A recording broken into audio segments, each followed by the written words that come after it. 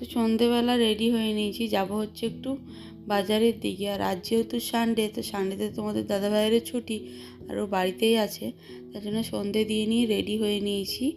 আর বাজার থেকে কয়েকটা সবজি নিয়ে এলাম, আর সবজির সাথে নিয়ে এসেছি হচ্ছে কুল। আর এই ছোটো ছোটো কুলগুলো দেখে না পছন্দ হয়ে গেল। এই ছোটো কুলগুলো খাওয়াই হয়নি এই বছর, বড় বড় যে নারকেল কুল যেগুলো হয় সেগুলোই খেয়েছি। তারপরে চলে এসেছি বাজার থেকে, বাড়ি এসে নিয়ে সবজিগুলো সব গুছিয়ে রাখলাম। আর ওখান থেকে একটা ব্রোকলি নিয়ে নিয়েছি, রাত্রেবেলা বানালাম ব্রোকলির সবজি। তো ব্রোকলিটা কেটে ভালো করে গরম জলে ধুয়ে নিয়েছি, মানে ছোটো ছোটো পোকা থাকে তার জন্য।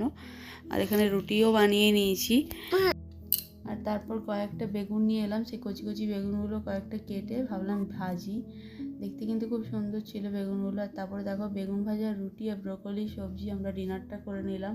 আর ওদিকে মেয়েকেও আগে খাইয়ে দিয়েছি, তারপর তোমাদের দাদাভাই আর আমি একসাথে বসে খেয়ে নিলাম। তো আজকের ভিডিওটা এই দেখো, টাটা।